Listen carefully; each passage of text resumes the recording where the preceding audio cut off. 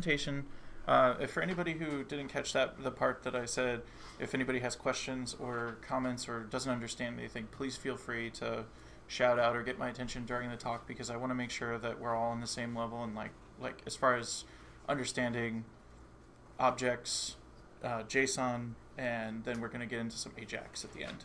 And so you probably heard these words before, JSON and AJAX. I'm just going to go through, see. Present, there we go. Yeah, so JSON and AJAX for beginners. So I already talked a little bit about myself, and the picture in the background is going to make a little more sense if you can even see it as we get into more into the talk. But I'm a game and web developer. I work for myself now, which is a recent thing, just at the beginning of this year. So a little scary, but see how it goes. And making games, doing front-end web development. I do a lot of CSS, HTML, JavaScript, mostly on the CSS responsive web design side. So if any of you are in the front-end code level, you understand like what goes into making your site responsive. So that's like a lot of what I'm doing. There's my contact info. I'll show it again at the end, and then also the slides will be published online, so you can check them out. So JSON. So what is JSON used for? So actually, my slides are out of order. So to start off, objects and arrays. So this is my first example. So in JavaScript, there are lots of different data types. In programming, there are different data types, right? So what are some data types that you all know of? String, yeah. Variables. Yeah, so they're like different things that variables can be. So like a string or a number. What are some other ones? Boolean. Yeah, so Boolean. What's a Boolean? True or false, right? Not a number. No, there's not a number. That's a great data type. So there's so all of these data types can be used in arrays, and all of the data types that we talked about just now, those are all called primitives. So like strings, numbers. In JavaScript, all the numbers are floats, which it just means that it's a decimal number. So you can have like 0.1, 1.8, 2. You can have 108, whatever you want, but it can include a decimal place. And string is just some text. You put quotes around it in JavaScript to denote that it's a string. And then a Boolean is a true or false with no quotes, because if you put quotes around it, it would be a string that says true or a string that says false. So those are like your primitive data types. Primitive data types, you could put those into two other data types called arrays and objects in JavaScript. So I'm going to go over a little bit of that. My text is all going to be really small.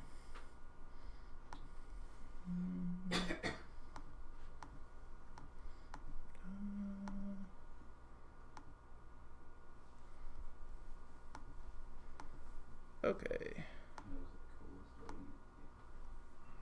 Okay, so I'm going to try to go through and make it like super simple to follow along. So I tried to like strip everything down to the barest form for actually using JavaScript on a web page. So this stuff looks familiar, right? This is all just a regular HTML page. You've got your HTML tag that surrounds the whole thing, doc type at the top just to let it know it's HTML. This is super easy. I've got a title. The only weird thing here is line 7. I'm just including Bootstrap just so stuff looks a little nicer. And the main thing that we're going to be using is this script tag here. I've got a file called main.js, and that's actually this over here. So main.js, I have nothing in it right now. So I'm going to open this up in the browser.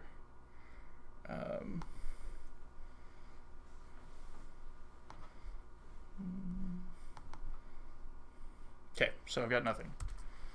And that's what I should have. So I'm going to open my browser console on the other side. And that's just so we can show some stuff. So let me rearrange this a little bit. Okay, so let's start off. Let's console log something.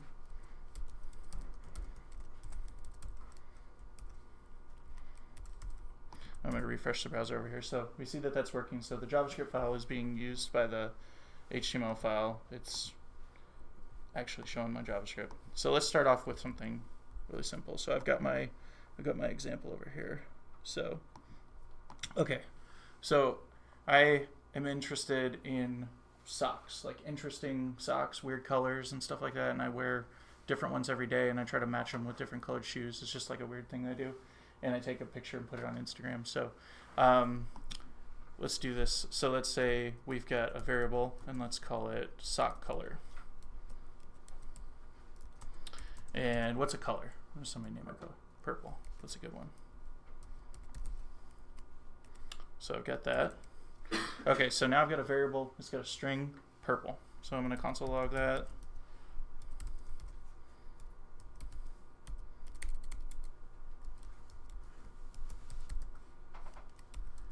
Okay, I'm going to come over here. So purple. So now I want to say how many stripes the socks have. So sock stripes. Let's say that there's 10 stripes. Okay. So I'm just going to copy this line, make it a little simpler. And I don't have quotes around that. It's a number, so it doesn't get quotes.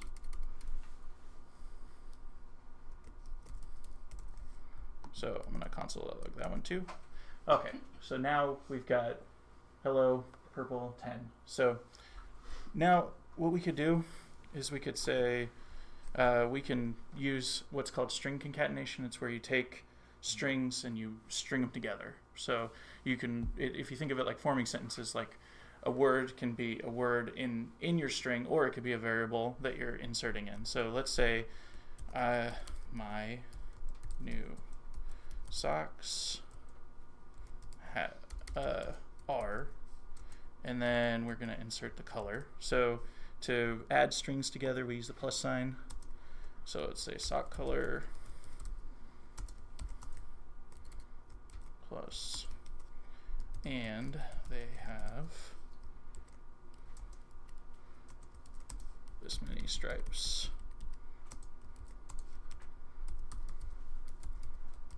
Okay. Yeah, thank you. Oh yeah.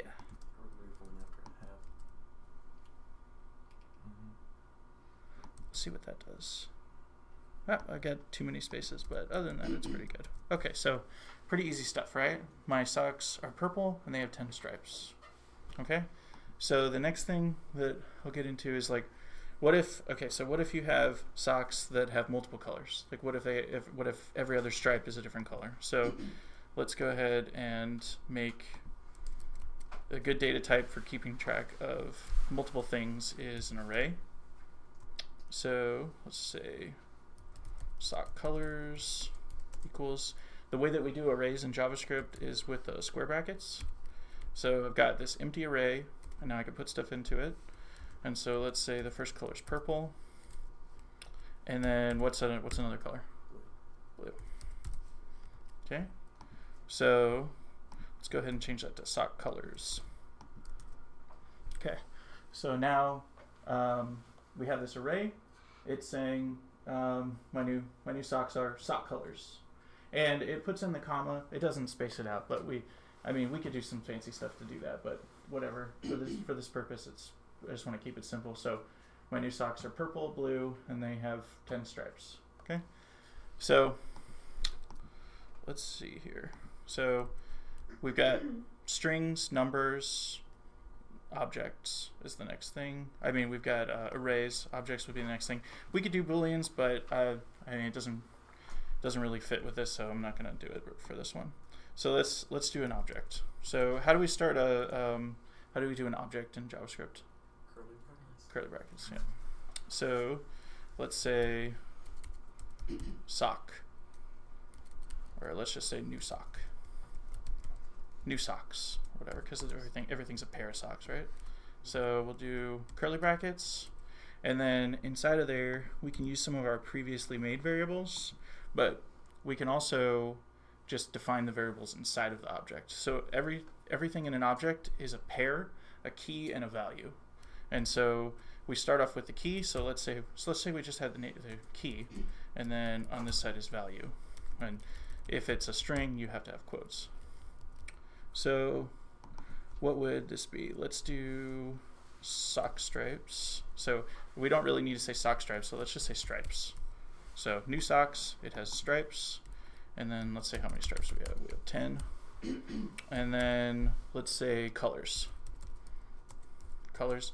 So I could just make this equal to sock colors, but I'm just gonna put the array in here. Okay, so now new socks. It has stripes. It has colors.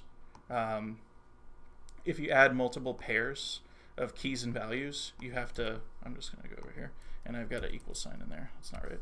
So if you have multiple pairs of keys and values, you have a comma at the end of each line. You just have to have a comma in between them. That's how it knows the difference between the multiple sets of keys and values. So new socks. So now we need to change our string down here. So let's say new sock, new socks. And then if you want to access something inside of an object, how do you do that? So say I wanted to get stripes.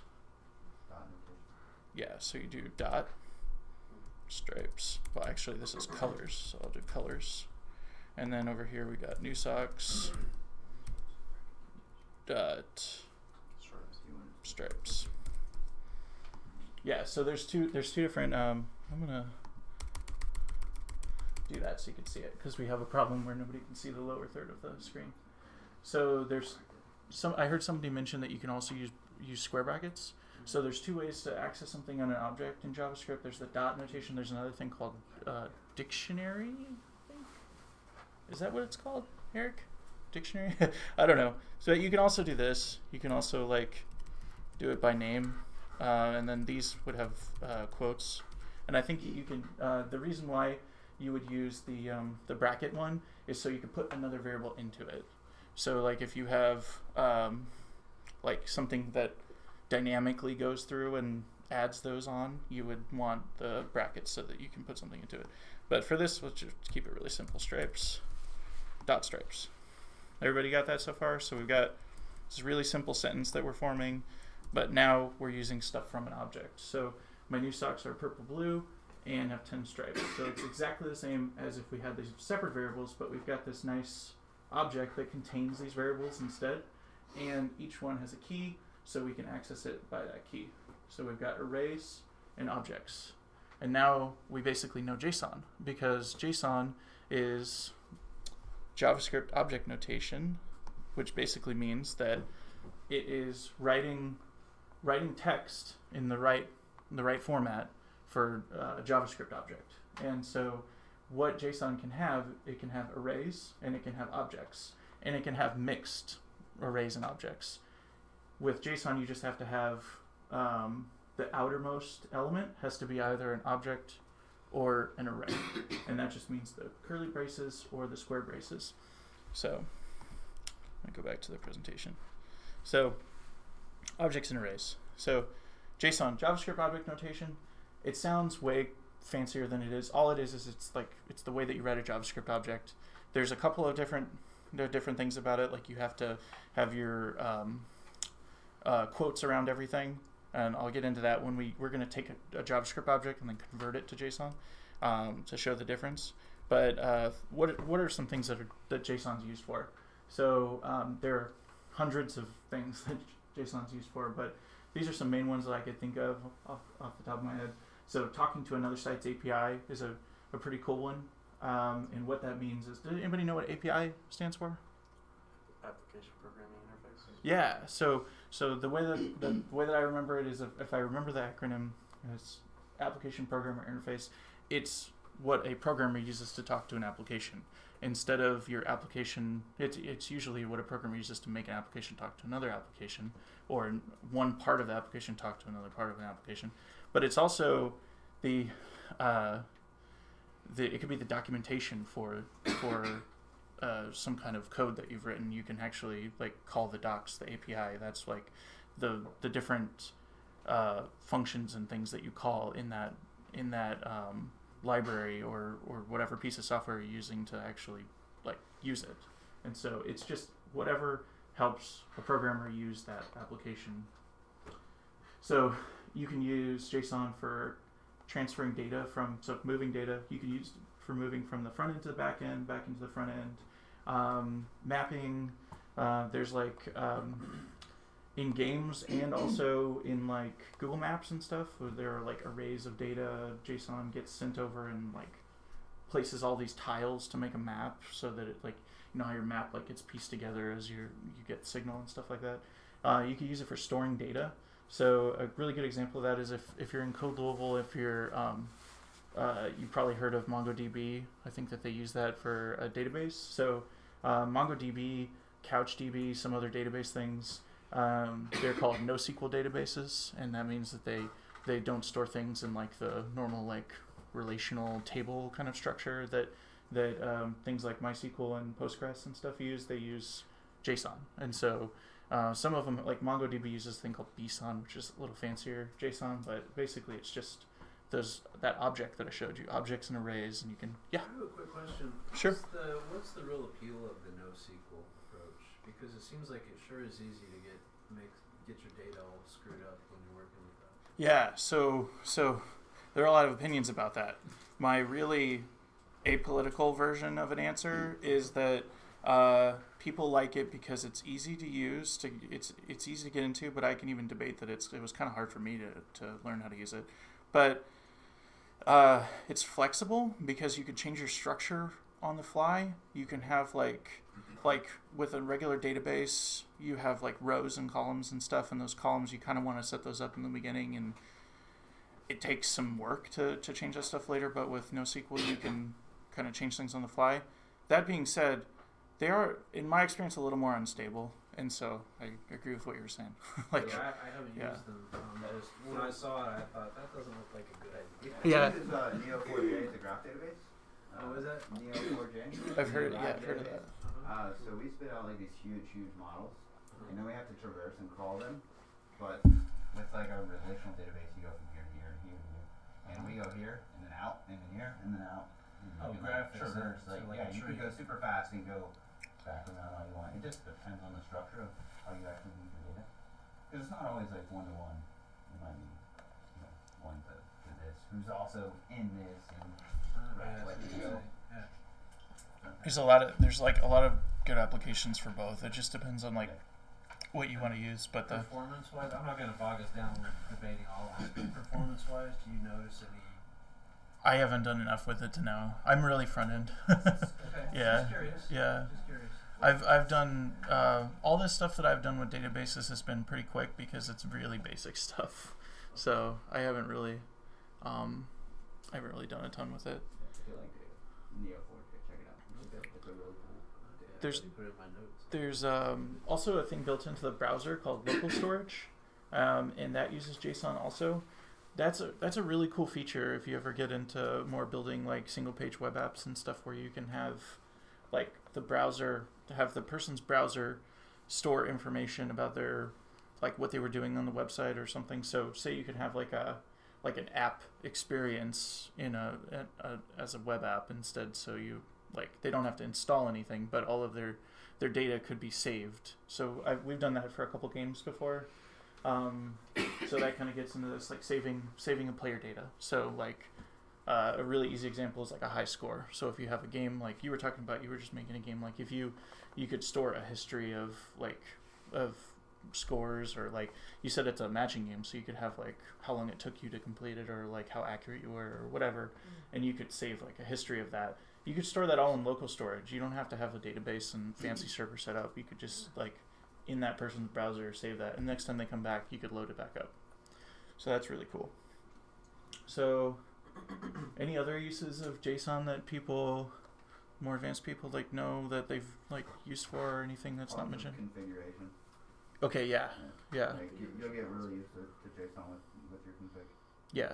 So also if you use Node at all, the package.json is a file that's like basically tells Node all of the packages that you have installed in your app, and then so it uses that file to kind of read all of the things that it needs to install if you move that app to another computer and you need all those packages again. So that's kind of a JSON, I think, is just really easy to read humanly. So, yeah. I actually have a slide just about that. So the JSON is so okay. So this is the same exact data in JSON and in XML. And I think that, I mean, they're both not like terrible to read, but if you're writing a lot of data and you want to like map out different objects or whatever, like XML is kind of like the older way of doing things, and I think that most web applications have switched over to using JSON now. And you could see it's like a lot less formatting and brackets and stuff. You've just got like, instead of having, like for description, you've got just the word description and then you write the description. It's pretty simple. And then over there you've got it. I mean, what does that look like if you haven't seen XML before? HTML. It looks like HTML, right? So it's familiar, right? But it is a little more stuff to write. So, but I mean, it's XML, HTML. It's all really like, it's the same thing. Like tags, you've got a opening tag, closing tag, and then at the top there's like version number and what kind of encoding it has, and those are just attributes inside of a XML tag or HTML tag, whatever you want to call it. But so this is one format that you could use to send data from one website to the other, or you could use JSON. So it's just kind of different ways of doing the same thing. So like I was saying, minimal formatting, it's an alternative to XML. It's a really widely used standard. The two things that we're talking about tonight, JSON and AJAX, are really widely used. And JavaScript is built into the browser, so JSON is supported. And also AJAX, which I'm going to talk about a little later, is built into the browser, so you can make requests. So let's talk about JSON a little bit more. So we've got this object here. So let's go ahead and do something a little more advanced with this. So let's say I have a collection of socks, and each sock has its own properties. Each one is going to have stripes and colors. We won't get any more complicated than that, but so I've got up here I've got sock colors, and that's an array, and I've got new socks. So let's just make a new array and we'll call it socks. So var socks equals array, and then inside of that we're going to have multiple pairs of socks, and each one is going to be an object. So I can start off with little opening, closing braces like that. So the difference here in the formatting, you'll notice is that in a let me make a little more space here. So in an object, you've got these keys and values, but in an array, you just go straight into whatever the value would be. So it's just a bunch of values. It's just a bunch of variables, and a variable can be a string, or a boolean, or a number, or it could be an object, or it could be another array. So you can nest things however you want with objects and arrays, as long as you follow the right format. So we'll just take this stuff here. First pair of socks is going to be 10 stripes, and it's going to have the colors. That's another array, so that's blue and purple. And then we could copy this again. How many stripes should the next one have? 15. And what should the colors be? Red. I heard yellow. Let's make red and yellow. It'll be hot dog stand themed socks. And then we'll do another one. And I'll do this one. 3 stripes. We'll do red, green, blue. Do RGB. And then let's add one more property. Let's add a name for each of these pairs of socks. For each pair of socks. So let's call this one fun socks. And then you got to make sure to not forget these commas. Name. Let's call this one hot dog. And then this one will be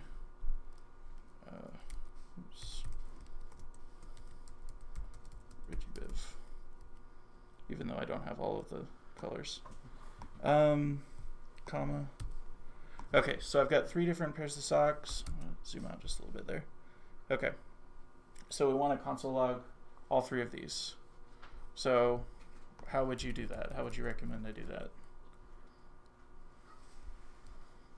Console.log. If I want to keep this like sentence format that I've got here, where we've got my new socks are blank, and they have blank stripes. Loop. Yep. Yeah. So let's do a loop. So For each. yeah, I'm gonna do a regular for loop. So this is a format that really threw me off when I was learning JavaScript with doing a for loop. Yep, socks.length and then I++. So yeah, so basically what this is going to do is this is going to loop over all of the things in the socks array for as many as there are. The length here, what should the length be? Like what will the length end up being in this object or this array? It'll be index will go to 2, but there'll be 3 length. Yeah, exactly. So if anybody remembers in JavaScript, the arrays are 0 based, so that means that 0 is the first thing in the array, then 1, then 2. So Can I make a suggestion just for fun? Can yeah. you show them the template literal way to do the string instead of Oh yeah, yeah. concatenation, just for Yeah, yes, I like that way. So, okay, so there's 2 ways to do string concatenation stuff. I mean, there's a couple of ways. I mean, if you're just console logging, you can also just do commas. And there's a cool thing there where it'll insert the spaces for you. That doesn't work other than in the console log, though. But then there's another thing called a template literal, and that uses the backtick, I guess is what it's called. Yeah, it's up by the it's on the tilde key. So you replace these with that, and then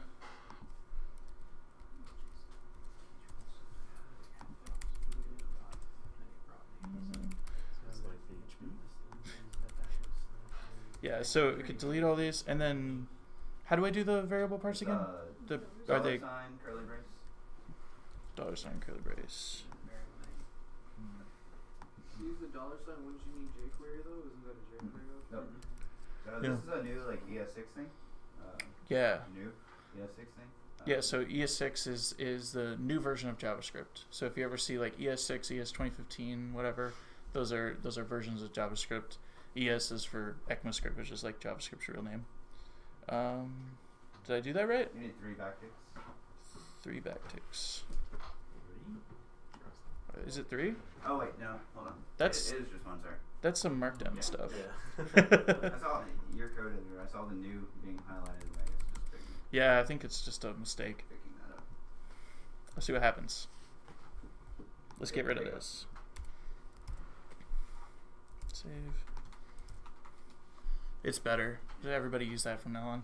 Yeah. Okay, cool.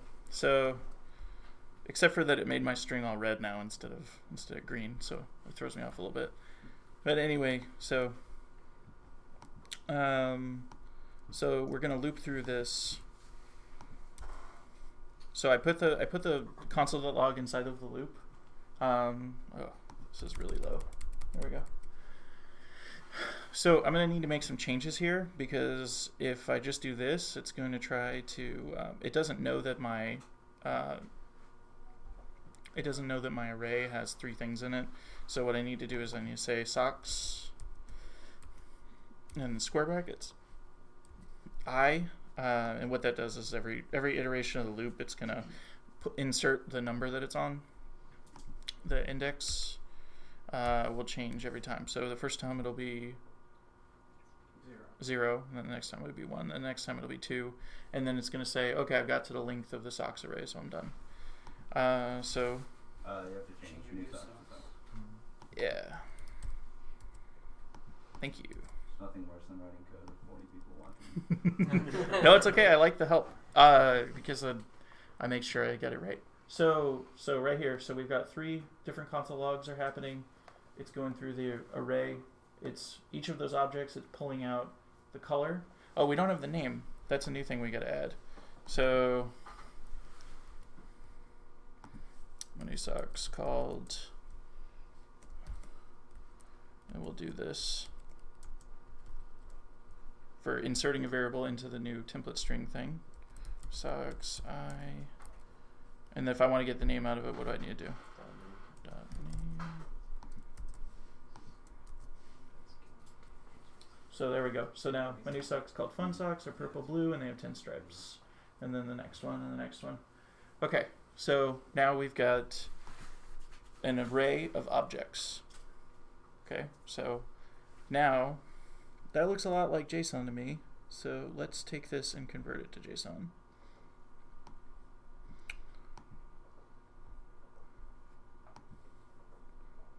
So I've got another example folder here.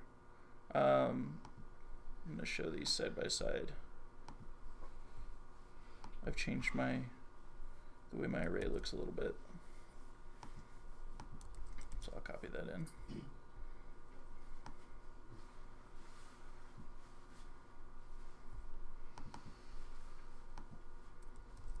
Okay. So on the right-hand side, I've got the JavaScript object, and on the left-hand side, I've got a JSON file. I just made a new file.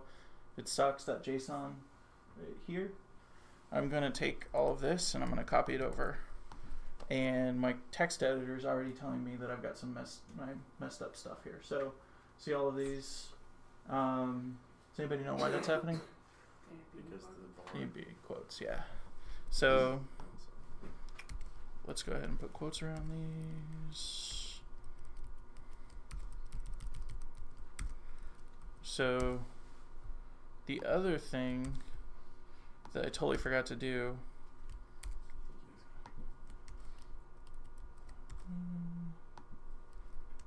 Sorry, this takes a little while in your live coding stuff. There's probably 1,000 better ways to do this part. You trapped some space in your second name. Break on 11. Thanks. Okay, so another thing I forgot to do is I was going to use single quotes for everything, and then when we converted it over, I was going to show you that that was broken too. So just pretend that that happened everywhere. So you can't use single quotes. You can use single quotes in a JavaScript object. It's no problem. But in JSON, you have to have double quotes. So they've got a specific format. What else is wrong with this JSON file here? Variable at the top. Yeah. Everything else. Yep, so this is how you start an array in JavaScript. You say var socs equals the square brackets, but in JSON you can only start the file with either square brackets or curly brackets. And what that does is it tells it this is either going to be a really big object with a bunch of properties inside of it with key values, or it's going to be an array of something. It could be an array of arrays or an array of objects. And so a lot of times when I use JSON, I do arrays of objects. You can store like a lot of different things. So like something that I've used JSON for before is a bunch of events. So I'll have like a big file that has an object for each event, and then I could loop through that and display stuff for each of those events and have the formatting set up the same way and everything. So, which is kind of like what we're doing here, but we're just logging out to the console. So now we've got this JSON file. So a really useful tool that I like to use is jsonlint.com. And if anybody's heard of like lint or JS hint or JS lint or anything like that, it's basically it checks for errors. So you can copy and paste your JSON in there. You can hit validate. Oh, see, I got a semicolon down there.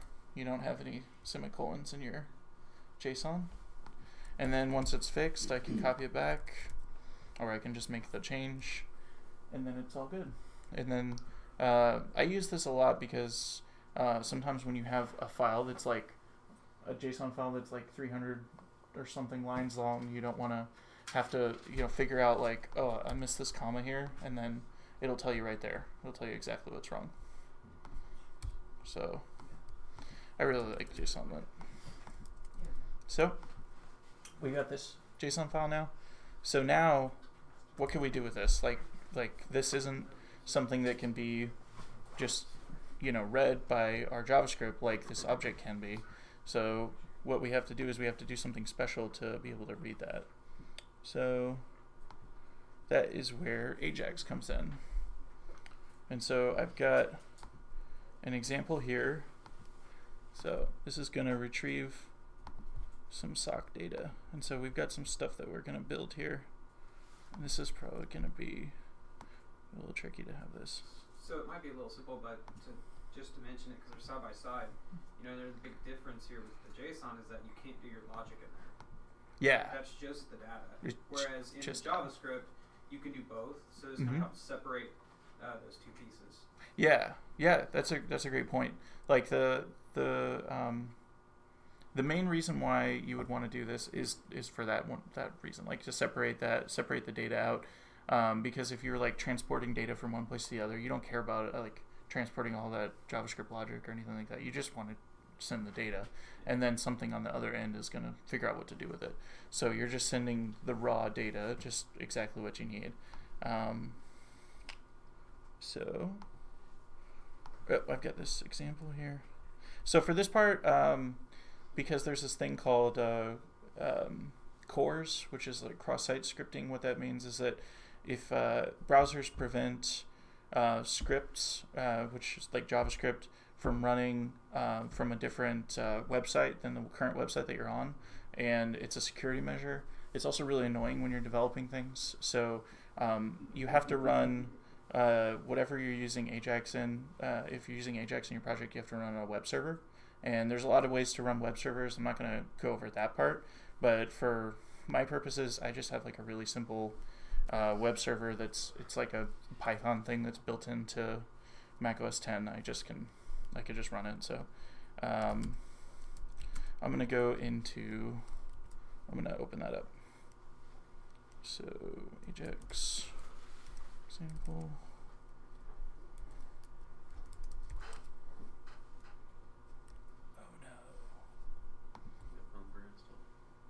Yeah.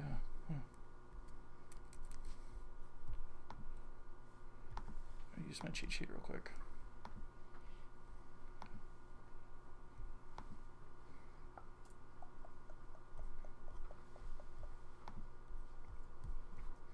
I'm on a different computer and I don't have my bash shortcut set up.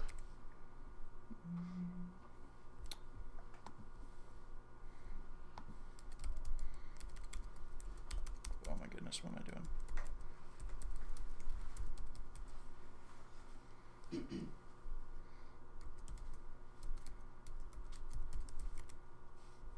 All right, there we go.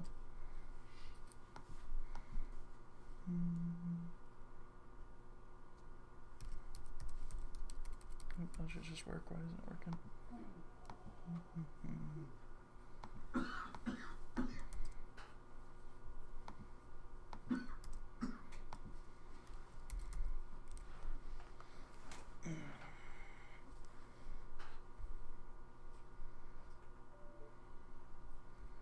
Now's the part where I have to figure out what I messed up. Oh, I know what I messed up.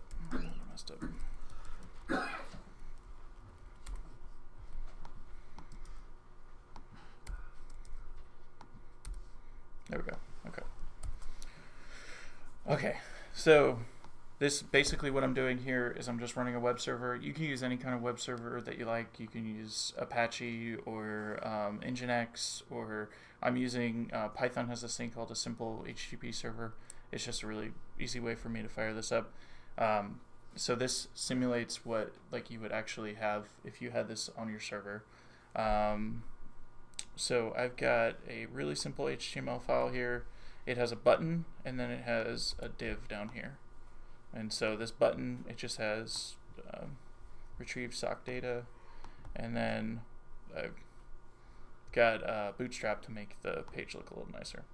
So got a couple of things here. I was gonna have this on another monitor so I could cheat, but we'll just go through it even though you can see it. So I'm gonna make a file called main.js, and I'm gonna put this over here. Okay, so first of all, we need to make a variable for the button. That's what I have at the top here. So var, let's just call it btn button equals document dot get element by ID, and the name of the button is request. So I've got that, and then I need a way to click the button. So we're just going to add an event listener, and I'm going to add an event listener for clicks, and then I have a function here of what happens when I click it. Okay, and then I'm just going to say console.log you clicked.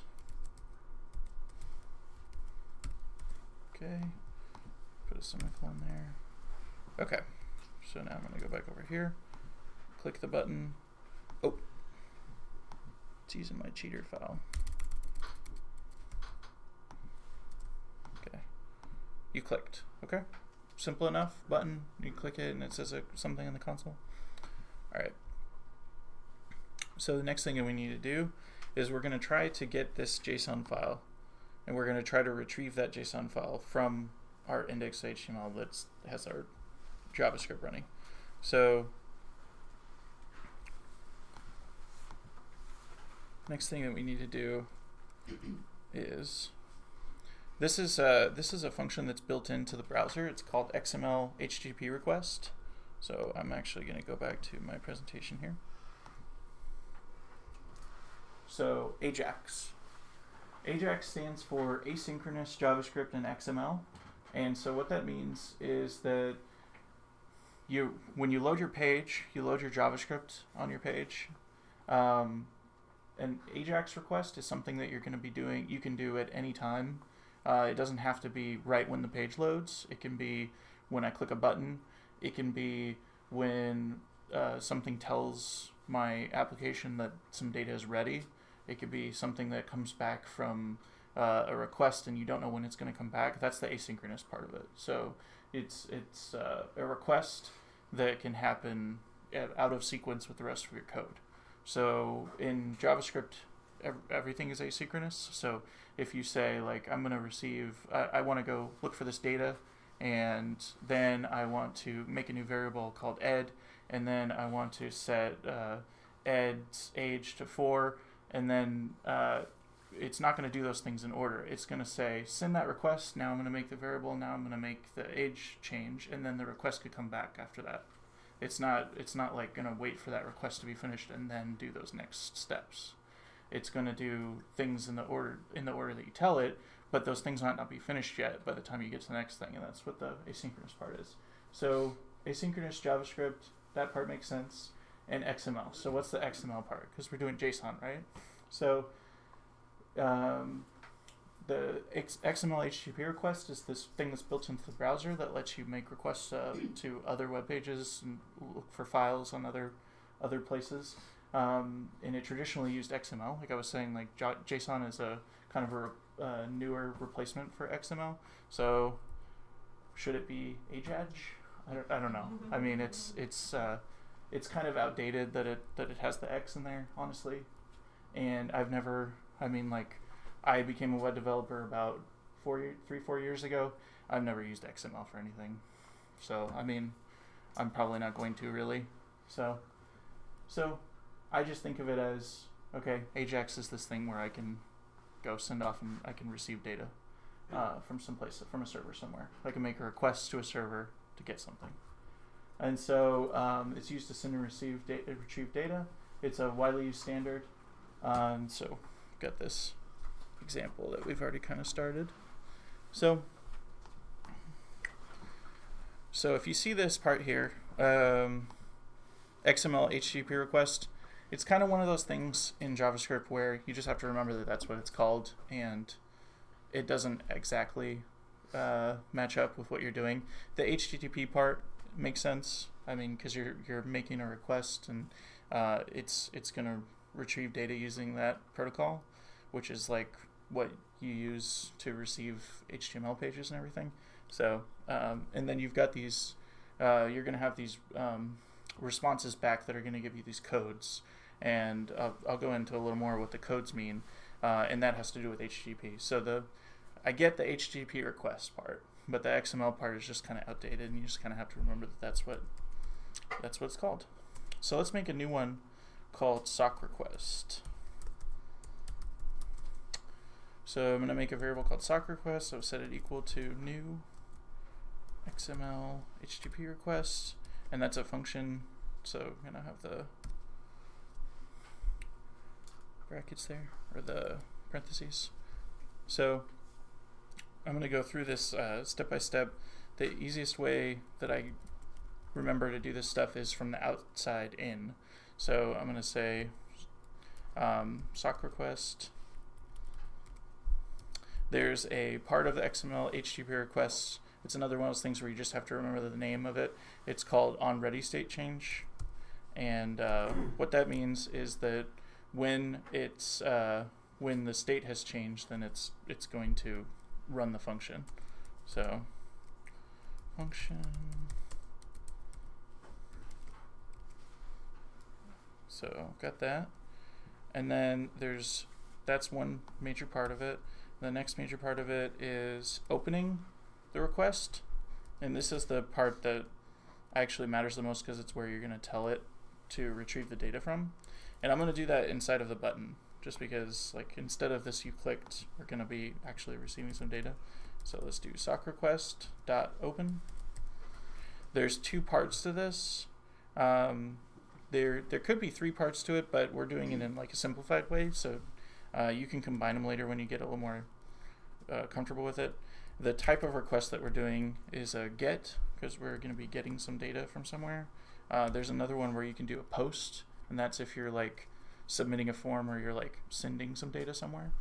And that has to do with like if anybody's heard of like a RESTful API, if anybody's heard of like HTTP verbs, there's like get and post are the ones that I use the most frequently. So it's like you just remember to use the right one. Some of them work interchangeably, which is confusing, but I try to stick with the right ones. So I'm going to tell it where to get it from. And so this is a file path in this case because this is on my computer. So I'm going to go back a directory with the ... and then it's in this folder over here called JSON example. And then I have the socks.json file that we created. Okay. And then I have to send the request. So this is the open part here is kind of like defining where what we're gonna do and where we're gonna get the data from. And the next part is actually sending the request. So that you do sock request dot send. Okay. So is this making sense so far? There's a couple parts to this. The other way to format this is, I believe this is correct. You could take this function instead of onReadyStateChange. It can just be like the third property in there. But I'm doing this just because it's a little. I like to do things the way where you write it all out the first time when I'm learning something, and then when I get better at it, I kind of do the shorthand stuff. And that way I remember what I'm actually, every step of what I'm doing. So let's go ahead and try this and just see what it does. Okay, so it didn't do anything. So there is a, in here there's this if statement, and what this does is it checks to see what the request got back, and it checks to see if the error code is, if it's an error code or if it's a there are different HTTP status codes, and that lets you know like if the I've got a tab open here. This is something that Eric showed me today. So these are different HTTP statuses, and they're by dog pictures.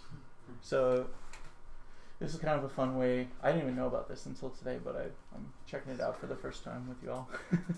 So there's all these different kinds. There's the ones that you're gonna most commonly come across is the 200 OK, and you know what everybody probably knows is the 404 not found. There is the 400 bad request. That's a pretty common one. Something goes wrong. Yeah, 403.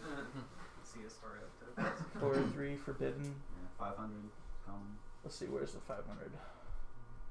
Oh, there's a lot of them. Internal server error. There's a whole bunch of like they do this with different animals. You can dig around and find them. Some of them get really hilarious.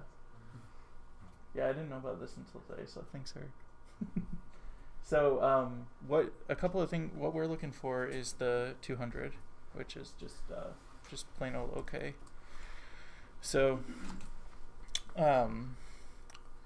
yeah, there's a response that you can get back. This is a keyword that this uses. So I guess on the request, there's an object called response, and that's the name that you'll always use. Like sock request right here, this is, I just made this up. This is interchangeable, obviously. Like, it has nothing to do with anything. So let's just say console.log response. And then I have to do sock request.response.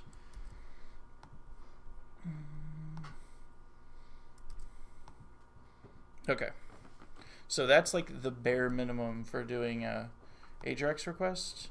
And I don't think that that's really like, it's not super hard. It's like a couple things to remember. And honestly, I usually look it up every time I do it because there's not that many times that I end up doing this way. But we've console.logged and it's returning the exact JSON file. Okay. So there's a couple of things that we're going to want to add to this so that we can basically give ourselves some error checking and make sure that we're not going to have a problem with like if we accidentally, oh, I do not want that below. I want it to do this. Left. So let's put this over here. Man, when you're in front of a bunch of people coding, it feels like you've never done it before. So, okay. So this one that I learned about recently is the ready state equals 4. I don't really know what that means, but it prevents it from basically doing the request before it's ready. So I wrap it in that. And then this one here, this is the status 200. Status 200 means everything's okay. So we put that around that. So these are just if statements. So this ready state, if we want to, we can console.log that too. Console.log ready state. And then also status. Status is another thing. So let's console.log status. So ready state, status, and response, those three, those are all parts of this XML HTTP request. That's not stuff that I'm making, that's all stuff that's built in. And so I'm going to go ahead and run this again. And if I scroll up, you could see that the ready state, it came back with a 1, then a 0, then a 2, and then the status came back with a 200, and then the ready state came back with a 3, and then the status came back with a 200, and then the ready state did a 4, and then the status did a 200. So what this does is it only runs it once the ready state is at 4. Hey, Eric, do you know what that means? Can you log out? Yeah. It's just like it calls that function multiple times with how far along it is, you know, like whether it's open the connection and not yet received the response and that kind of stuff. So what is the significance of the 4? That's just the last one. Okay. 4 is done. 4 is done. 3 is Okay. loading, 2 is headers received, 1 is open, and 0 is unsent. Okay, cool. So that makes sense. So So it just updates you the status every time. yeah. So if you wanted some like extra information about the progress of the request, I'm guessing that you could use that for like if you wanted to, while the request is taking place, like display like a spinner or something on your page, and then once it hits 4, then you actually put the data up. Yeah, that's cool. I haven't done that before. That's pretty cool. Okay. And then status, obviously the status is that error code. That's what the dogs were teaching us about a minute ago. So I'm just going to go rid of that. So basically, we're going to do everything inside of the only if the ready state is 4. So this is running multiple times. When it gets to 4, we're going to say, okay, what's the status? If the status is 200, we do this. Let's say else, if the status is anything other than 200, we're going to just say that there was an error. It wasn't what we wanted. We only wanted a 200, so some error happened. You can log the status. Yeah. So let's just go ahead and put the status on the end of this. So sock request.status, and then we'll see what that is. So I need to make an error occur. So I'm going to put a bad URL in there. I'm going to look for sock.json, which doesn't exist. And then, oh, I've also got some kind of syntax. Missing the log after console.log. Thanks. Okay, go here. So retrieve sock data. Okay, so 404 file not found. Some error happened, 404. So that's just me telling myself that something's wrong and telling me what the error code is. So obviously, just like with this, if status equals 200, you could do a different thing for every single error code. Yeah. Isn't there like a newer way to do all this, like with promises and fetch and all that? Like I thought there was, so you don't have to actually like check the ready state constantly. And I think there is. Yeah. Yeah. I think there are a lot of ways to do it. Yeah. Yeah. I'm just going over this. It's like I just didn't know if this that was, one I way. didn't know if I was right in that or not. Yeah, I think there are a lot of ways. A lot of people You could use just call, like on like there's like a done method, so when it's finished processing a request or whatever, it just It's Yeah. called fetch. fetch. Yeah. Do you wanna like walk through like doing the exact same thing but with that method? Like how different is it? It's pretty easy. It's like one line. Okay. So how would you do it? You type fetch. Okay. And then parentheses the URL. Okay.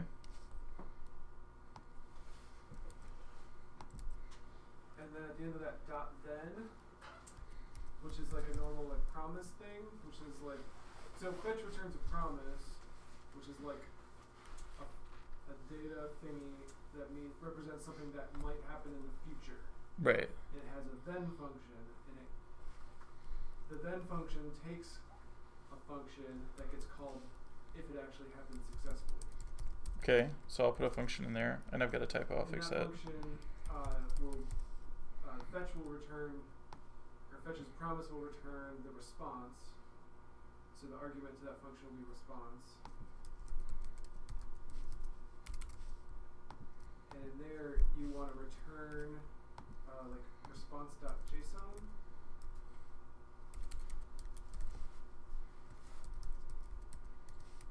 And the JSON word is a function, so params. So the JSON thing is another promise that parses the response in JSON. So at the end of that, the first then, you have a dot then the second time. Like after this. Yeah. And another function, and the value, or the argument is going to be like the actual JSON data that's been parsed out.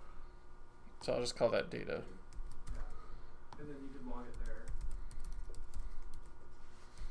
And there's a thing for error, right? Yeah, at the end of the dot then, you can do dot catch. Down here. Yeah. Cath. Okay.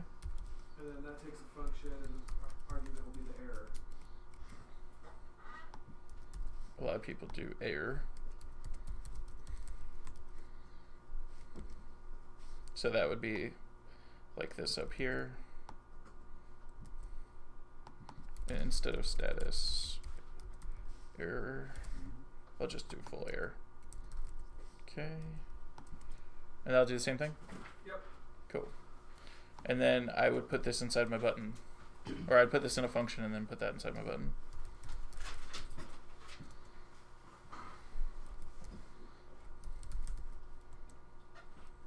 Next to your fudge JSON file. Right, yeah.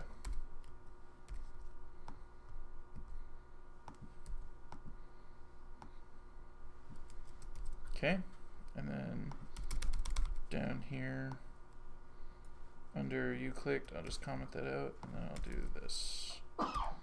Just straight up get socks.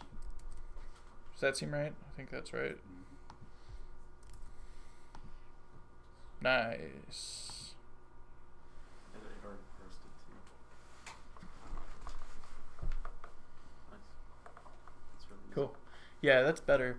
It's better, but when I was first starting out, the promise thing and like all the function stuff was kind of confusing to me. That's pretty advanced. Yeah. It looks simplified with just this simple code, but when you're looking at real world code that Yeah. has multi-line functions and stuff, Yeah. it would get a little So That'd be hard to see. there's not really a right or wrong way to do it between these two. I mean, you could do everything. I mean, they could both do the same stuff. You have to do a little more work once you get into parsing the data, I think, with this with this method because I think like let's try both of them. So let's do get socks old, and we'll have get socks. I'm gonna put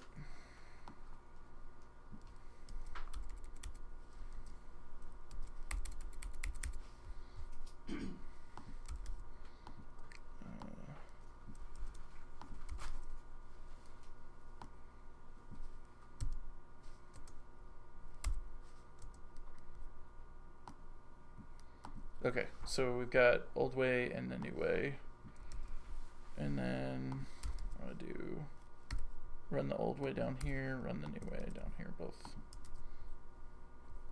got an error. Line 14.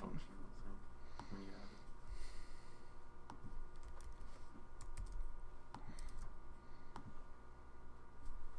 it. Yep, I still got the bad URL.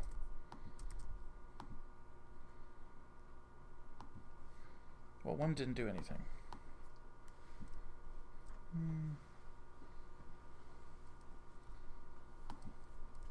Let me go back a sec.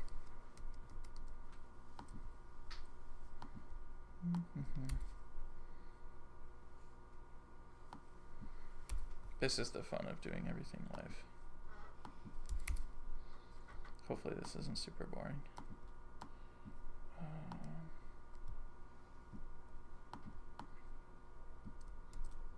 I'm making the request up here, and then I've got the thing that actually does something when the state changes, and then down here I'll do this, and then I just need to do sock request dot send.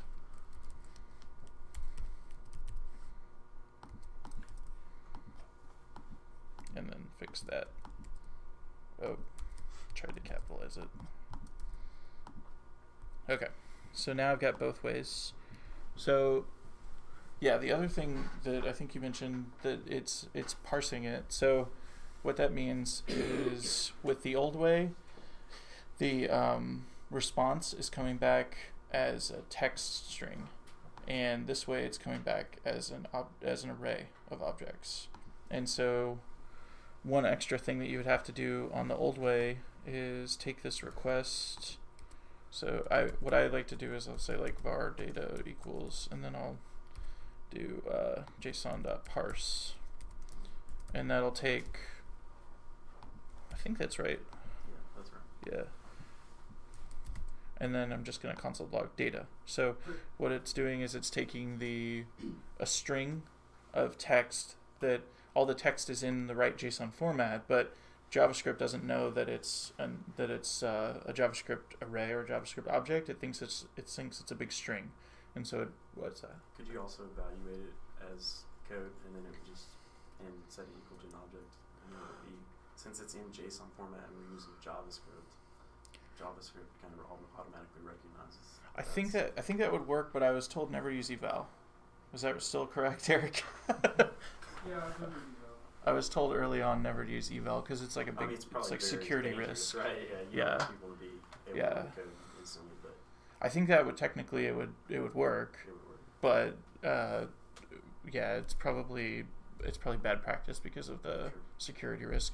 So what eval does is it takes a string and it runs it as if it's JavaScript, and so you can kind of guess what problems you could run into if you had some foreign string of text that contains code, and then you're just telling it like, oh yeah, run that on my webpage.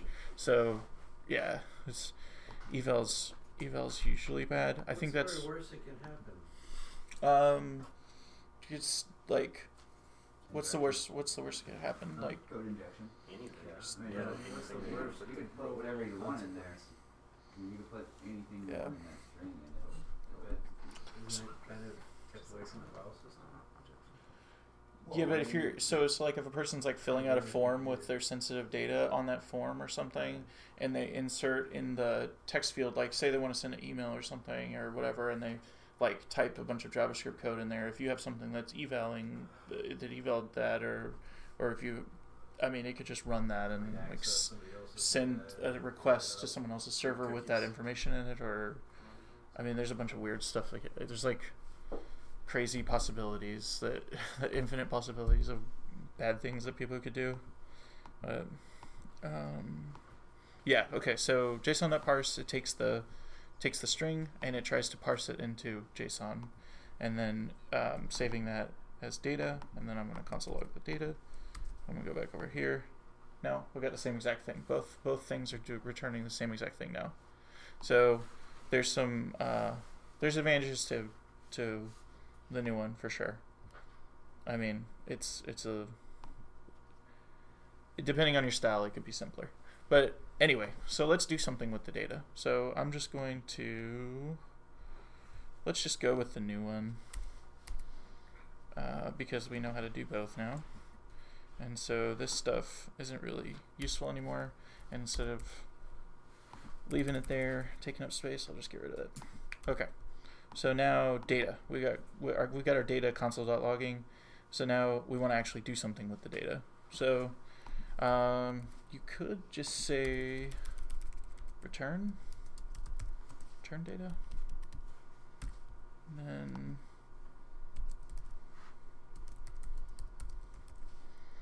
if I console.log this, I think it'll just work. No, Cosnol. Cosnol. It's not going to work because it's a promise. Oh, right. Okay. So I've got to set it to a variable. So I'll say var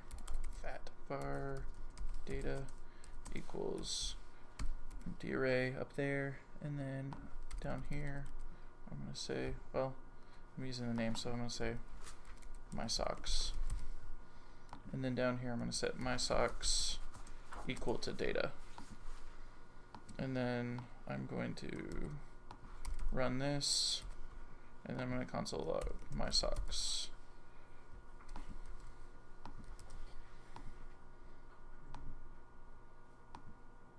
What did I do wrong?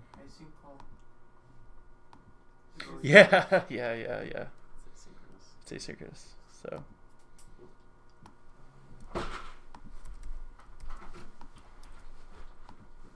There we go. Okay. Okay. So now we want to put, if we want to put this data on the page, in our HTML, I have this div here called someDiv. Let's call this socks container.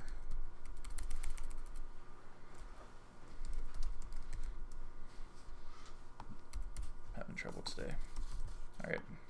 So let's make a new variable up here. Var socks container equals document get element by ID, and it has an ID of socks container. And then I want to take the information from my socks and I want to put it in there. So you use something called inner HTML equals. I'm going to set the inner HTML equal to that. And I know it's not going to be pretty, but because some people probably already assumed that it's going to look like that. Okay. So object, yeah. I'm pretty sure there is, right? That's what it was doing already. Yeah, it was already a string. I could do JSON.stringify, but I mean it's not really that great to do that anyway. So I mean I could do. That's a PHP thing. Oh, is it? Yeah. Is there JavaScript? I mean, you could do your for loop and spit out everything. Yeah. So. Or you could, yeah, JSON.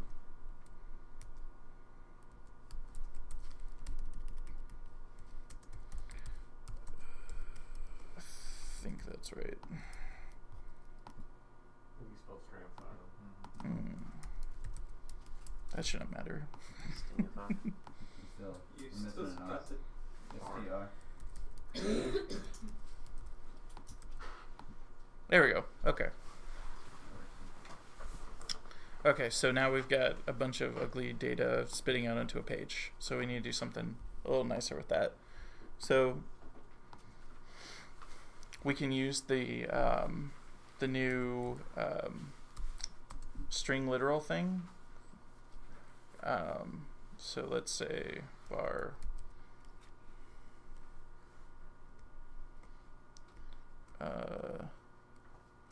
let's call it sock info, and we'll make this equal to the string literal, which is the backticks. Yep. And then we'll say this is a div. I have a closing div. And then inside of here, we need to do this inside of a loop for each sock in the array. So we already did the loop over here before. So I'm going to copy that.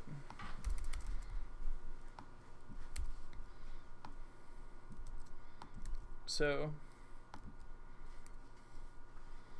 the data is my socks.length. We don't need to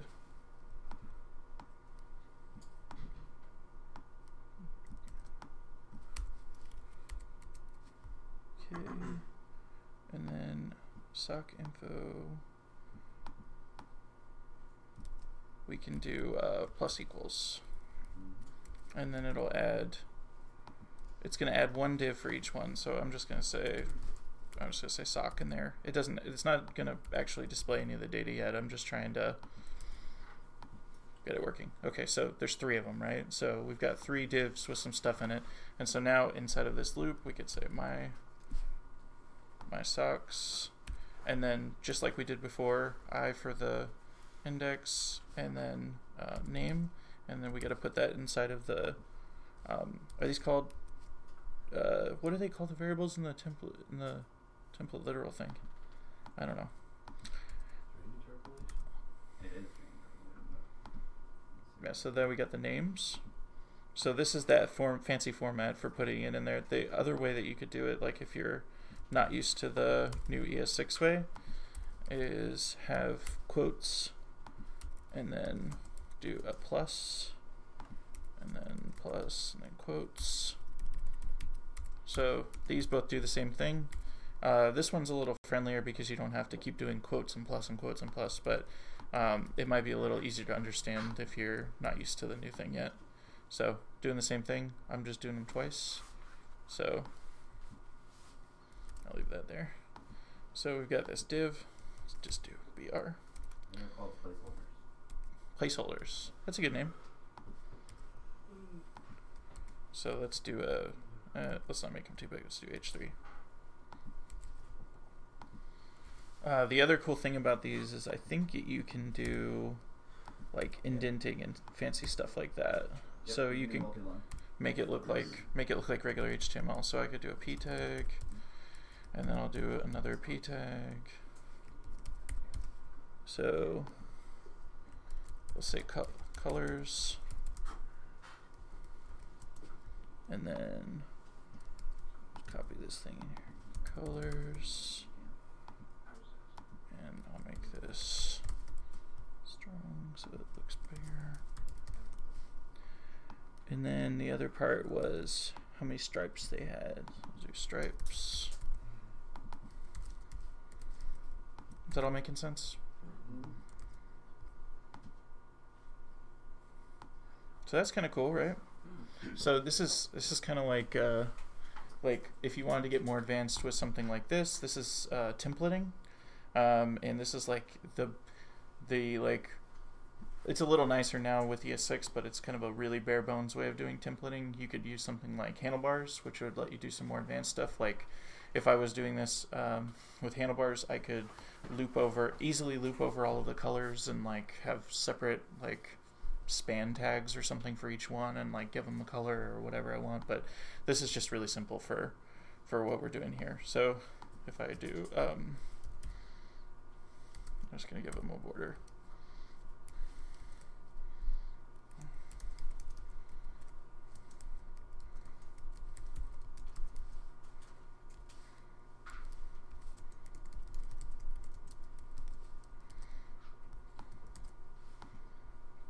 Just so you can kind of see that they're different things. So yeah, so now you know how to have a separate JSON file for your data, and the nice thing about it is JavaScript can get that from any path. Like it can be on another server somewhere. It could be you can run a website that has some data on it. You could use it from another website. It doesn't have to be in the same folder. Like I'm just using this path. It's going to look for whatever you put in here. And so I have the final example that I have is using an existing API, and it's called the Open Graph API. And has anybody used the Open Graph API for anything yet? Yeah. So I'll show what this does. It's pretty cool.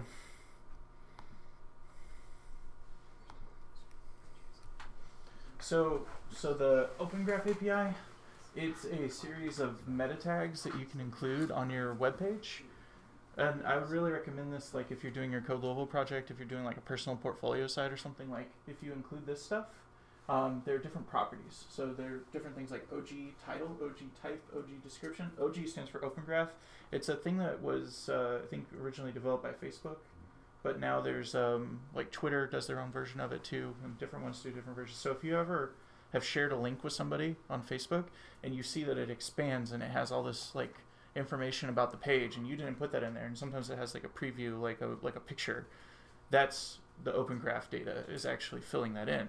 So the really cool thing is you can control what this shows to people when they share your link. And so this is an example from our website. We're trying to like say that, you know, show off that we have services that we could provide to clients making games and stuff. And so we want to have like all of this description, easy way for them to contact us, some kind of fun, interesting picture, all of that stuff. If anybody shares that link, that stuff is going to pop up. So this is like an example of, I shared the link on Slack, and that's what it spit out. So it has all the information. And it's basically just, I'm just copying like the title up here. There's just like the title tag on my website, and the description's like the description, but you can curate this per page. So you could have like a landing page on your site, or you could have a portfolio page, and maybe it shows you could like take a picture of take a screenshot of your portfolio page and then make that in that image, so that the preview will always show something that's like really relevant to what people are sharing. And the cool thing is with the Open Graph API, you can actually look at any website's Open Graph tags. So I found this site today called Sock Wizard. It's just a bunch of, you know, fancy socks, whatever. I can look at their Open Graph tags. So if let's get rid of all this fancy stuff that we were doing, and then let's just say I want to get back the Open Graph tags.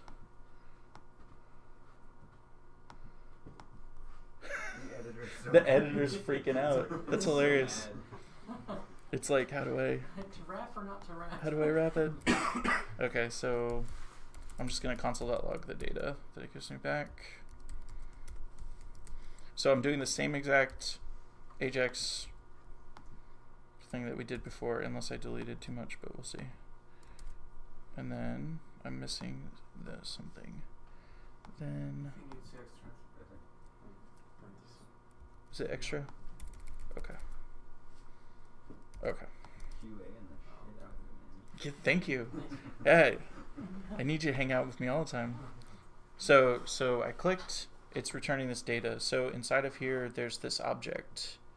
There's this OG object. So let's go ahead. Like we can expand that, and then this is probably really low on the screen. Sorry. So you can expand that OG object, and you can see description, ID, title, type.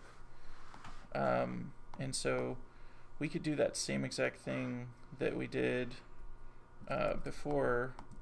Like, let's go back. Let's go back to when we had the nice template thing. And we don't need to do for each because we just have one of them. But we could have multiple if we wanted to. I need that one. And then I'm just going to spit this out here so that I can look at it. This is what the request returned. So it had OG object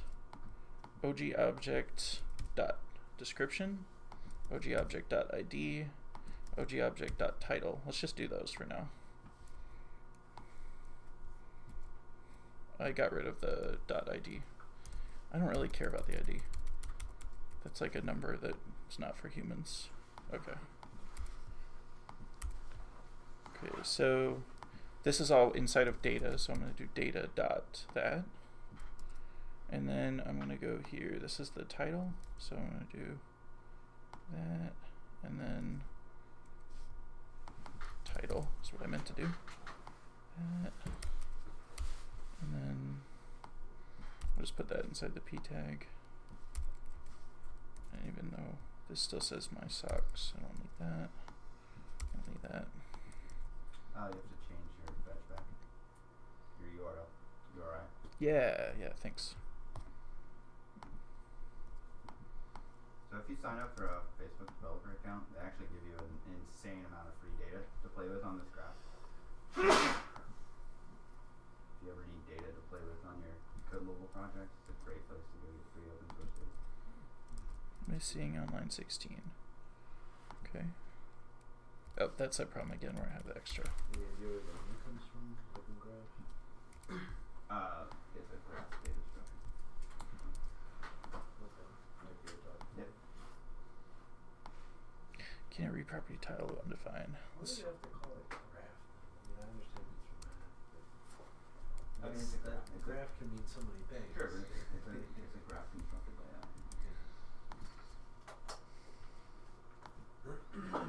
It's graph paper, and there's a graph, Sure. a chart of something, Sure. and then dead animal with a long neck.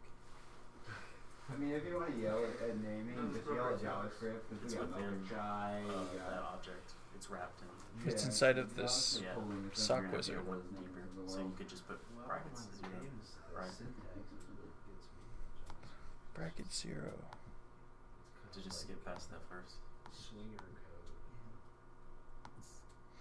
So what are you saying I should I do think, go back to it real quick. to this? I think that's the first position. So if you went to the first position and then maybe 0, 0. I'm not sure if you could do that with a object though. I think that's just for arrays. So we changed the way that I did the AJAX request. So the way that I did it in the demo worked with this. It's being specialized in socks. I guess you could just. You need data square braces and the whole URL for your sock wizard. Well, you. That's all it is. Dang, that's too bad. You could just do the in quotes, right? I could do this.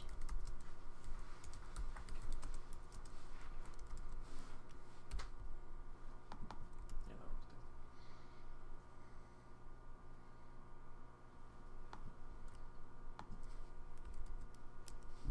too. I think that's. There we go. Fun socks for the entire family. Okay. Yeah, so this is an example of doing the exact same thing, but not locally. You're actually reaching out to a web server and getting some information.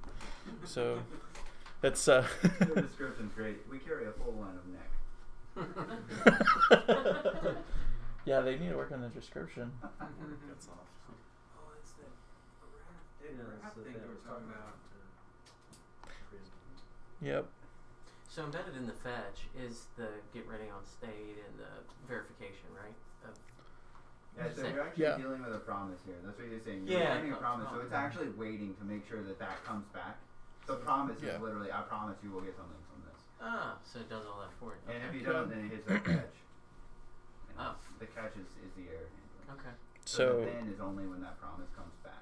Is there I'll- any way to I'll make it? put in Are those types of something promises? Like, completely is that a type of wrong. Not Let's see what it that I'm says. aware just of. fetch is a problem? Just the then. So it's is giving me the the only way error. to really What were deal you with the saying? promise Is there any off way the to, spec, right? after you get that data back, The then is the only way to promise deal with a then promise do off these something fetches, right? in a different Yeah, I thought like, there was function? another way. Response, Yeah, yeah. Yeah, I yeah, guess you there's just another call way, it- but I couldn't think of one. I just hate like everything being inside of everything. Oh yeah. So I wouldn't do this other than like for an example. So like if you wanted to, you could take this and you could say like do something, and then you pass it the data, right? And then you could have like a function down here. Do something, and it takes data, and then Okay. you do the stuff in there. Yeah, I didn't know if it was like you You could do do that that because Yeah, you said date instead you of have data. date inside In the on column line 9. on top. Nice. And it does the same thing. What he's doing next tonight. So yeah. So like if you were really doing this, like you would probably want to do something like that to organize your code a little bit better, like have a function so you could, let me pull that up a little bit. So you could actually do your stuff in something else, so you're not like just continuing to write code inside of your AJAX request, and make your whole application inside of there, because that would be really gnarly after a while. So yeah, there's a lot of cool stuff that you could do with these different APIs. And like what are some things that people have done with retrieving data from another API before? Like some of the, like, anybody have any examples of stuff that you've done from like retrieving data from an API from Twitch. some other site? Twitch? What'd you do with that? So I did a Twitch status board, and so Twitch itself is kind of a pain to get through, but I got it off of Pre-Code Camp, Okay. and so they had an API that you could go, and you submitted a name for a channel, and it would return back all of the data. It would give you like 4 different sizes of their, like a preview image. It would give you their icon. It would tell you if they're online. It would list whether their content was mature or not. And so Cool. I had it to where you could search for a Twitch user, and so then it would populate. So I had an array of different Twitch channels, and then it would just update, and then let me know if, like, I had some animation stuff where it glowed green if they were online, Oh, okay. red if they were offline. Cool. It would tell you what game they were playing, whether it was mature or not. That's awesome. Yeah. I have some friends who are working on a project called Steam Shelf, and it uses API that Steam, the like site where you go download games, is like a big app store for games. They download data from a user's Steam library, so you could like enter your name, and then what Steam Shelf does is it has it's like a 3D room that has a shelf on it, and then all of your games fall from the ceiling as like these physical boxes. They're like these 3D boxes. So if you own like 300 games or something on Steam, you when you type in your name, it goes and gets the information. It comes back. It drops all these games in a big pile, and then you can pick each one up and put it on a shelf and organize it. Does it automatically like load the cover art? And Yeah, like that? yeah. So That's each awesome. game has the image and everything. It's gonna be really cool when they get some time to work on it. What about Eric? Have you done anything interesting with APIs? I mean, I made an API, Yeah. but I'm just thinking in terms of AJAX. Something I built was like a user like avatar uploader. So it's like there's a little file thing where you put your picture in there, and it would post it up to Amazon, and it would get resized and junk. Cool. And then I had a timer that would use AJAX to like fetch the resized version of it to see if it was done, and it would keep you on a spinner until it was done, and then it would like, when it finally succeeded, it would show the new picture. Cool. So nobody ever has to refresh the page. They just like upload it. It sends it. It resizes it, saves it on a server, and then it tells the same web page that it's done and displays it. That's really cool. Yeah. I've actually had to deal with a lot of XML with AJAX with the National Weather Service. Okay. Their Yeah. systems they're just now shifting their APIs to do JSON, and so I've done a little bit of that as well. But they ship a lot of you can get a lot of data from them using AJAX. I use that for one of my websites Cool. I've developed. That's awesome. Yeah, there's also, like, I've used a tool before. Like, I said that I haven't really done anything with XML before, but I think I made something that required XML once, and I used a Node package to convert it to JSON, and then I did stuff with it. So there are a lot of tools out there that do stuff like that. It's a pain to work with. Yeah. It's not that bad if they do it right, but a lot of people don't follow the standards the way they're supposed to be. Yeah, if you get weird formats, like one thing with JSON is like if it's not formatted right, it just breaks. Like it just will not work. So I usually like stuff like that where it's like strict. The National Weather Service would take the attribute tags inside of each tag and store information in that rather than actually organizing it. So I had to loop through read all the attribute tags and organize that information. That's really good, like That was customized. cool. Yeah. Yeah. Do you take a recursive approach when you go through it? Honestly, I did it a long time ago, and I put it in a box, and I don't remember exactly what I did. It was something, yeah, something recursive. There was some kind of after I got it done, I had like 3 or 4 people ask me, "Oh, how'd you get that data?" I'm like, "It's just take this and have fun with it." So yeah. Doesn't Google Maps have an API too, where it returns the JSON Yeah. data, like if you feed it a zip code or something, and then get all the data on that back? Yeah. I mean, a ton of sites do, and I mean the most common thing when you're doing web development that you'll do is like communicating between your own website's front and back end to get data to and from that. So like a lot of times companies will have like some backend program that will basically talk to the database, and then it will send JSON to the front end where you could use something like React or something to like format it and actually make it into your web page. And so that's a pretty common thing. So there's a site, JSONschema.net. It has like a visual builder that will help you if you're trying to learn how to construct a JSON object. They also store a lot of definitions. So like Prettier, it's like a code formatter thing. JSONschema.org works as well. JSONschema.net I use this a lot. This will have specifications for like config objects and stuff. Prettier uses this place to store here in implementations, but some interesting stuff. And you can read like the draft of how they're trying to validate JSON. Fun stuff. cool. So yeah, I think that was basically all that I have. I have the examples that I was using. I'm gonna update it with the new stuff that we made, and that's all at bit.ly/JSON-AJAX, and that'll have a link to the slides too. And so you can find all of the code. There's a GitHub repository for it, so I've got all the stuff on here, the examples and all that, and you can also follow me on GitHub and like ask questions or make suggestions or whatever, and for future stuff that we do. There's also a JSLU organization, and in the JSLU organization on GitHub, if you want, I can add you. If we might do some future projects where we have people work on the JSLU website. I've done some stuff recently where I have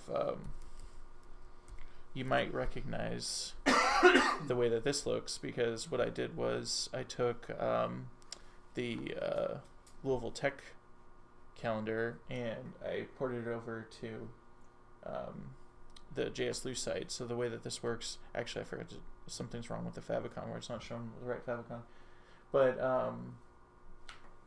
this is just an updated list of all of the events that are coming up, and this is pulling from Meetup's API. And so if you're interested in learning more about how APIs work and how you can like pull data from them, there's inside of, let's see where it is. There is some stuff here. It's basically a node application, and it takes all of the Meetup data and it converts it into JSON, and then it displays it on the page. Right? I mean, it retrieves the JSON and then it kind of does some formatting stuff to it, but then it displays it on the page. So this is a pretty cool site. So you could check it out. Check out how that works. And I just forked it from the Louisville Tech, louisvilletech.org. They have a link here. You can check that out. Also, if you ever want to help out with the tech community and you've got some got some free time, you can check out the issues page on LouisvilleTech.org. I know that Eric is always looking for help with improving the site, and there's also some positions for like it's basically community roles to kind of help build the tech community. Isn't everybody on the Louisville Tech Slack? It's separate from the Code Louisville Slack. Because I've had some people get it confused with the Code Louisville one before. Yeah, so that's basically all I have. Does anybody have any other questions? I have a question. It's kind Sure. of tangential. You mentioned using Angular and React. I wonder whether you have any personal bias. So, I don't have bias towards React. Just do React. yeah, my personal bias. I've done very little React, but I really like the approach because it's not like this big, heavy-handed kind of like. So it's a little more. It gives you more freedom, I think, because you can choose how you want to do things. Whereas with the problem that I've kind of had with Angular, and I've only used Angular 2, which is pretty good, and it's like a lot of the stuff in Angular 2 is based off of React, but it's kind of like learning the Angular way of doing things, and so I'm much more on the front end, like visual style of things side of web development. So like I'm at the front end, and so the JavaScript stuff that I do, I would say that I'm kind of like a novice. I mean, you all saw today. I don't even do like AJAX requests often enough to know the different ways of doing it. So it's just kind of, I piece things together and I get things done. But yeah, I'm much more on the styling and visual and like that side of things. And I think that React is cool because it lets you do these little components that you can reuse and kind of recompose in different ways. And I like that because there's a new standard that's coming eventually called web components, and it'll be kind of like a thing that's built into the browser. And I think it's more along the lines of the way that React is trying to do stuff, where you have like this chunk, and you say like this is like a calendar event. It's a hierarchy, embeddable, and stick this into this, and, right? Yeah, so it's like if you have a site that displays a bunch of calendar events or something, you could have like a component that's just an event, and you could format it all the way that you want and have like its styles and its all the like JavaScript functionality of the stuff that it's doing, and it's all like this one chunk. And then you can the promise is anyway that you can like reuse that in other places. So Who's the overseeing authority in web components? I don't know about it. I'm guessing that it would be the W3C.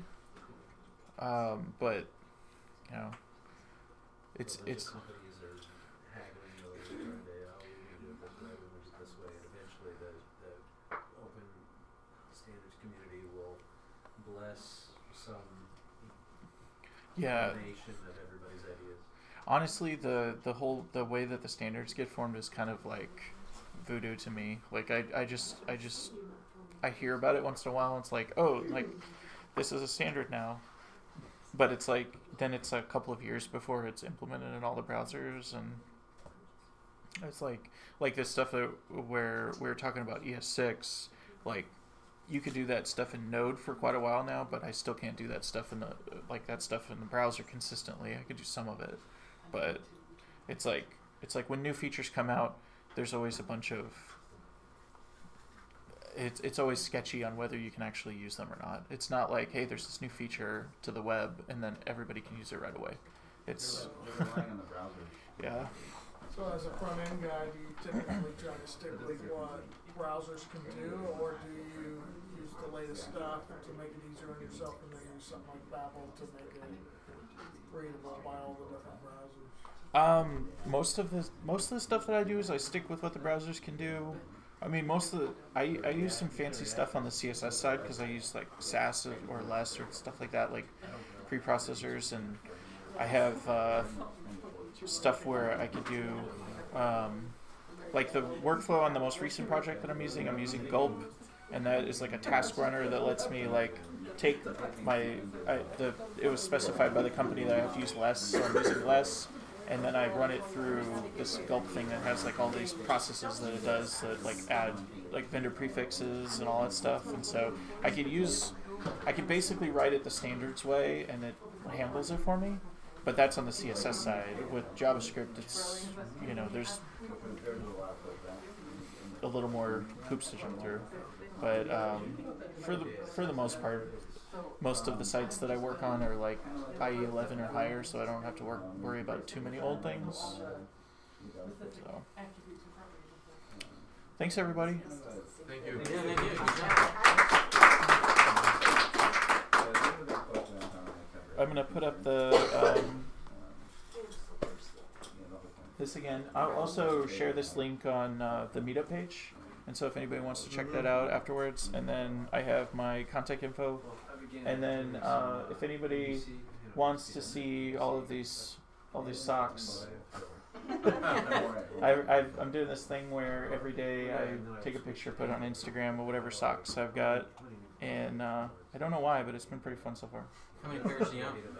I haven't counted because they're always like half of them are in the laundry, so and like usually it's like the left half of them is in the laundry, and so. But yeah, someday I'll get a count. Thanks everybody. Thank you. So the next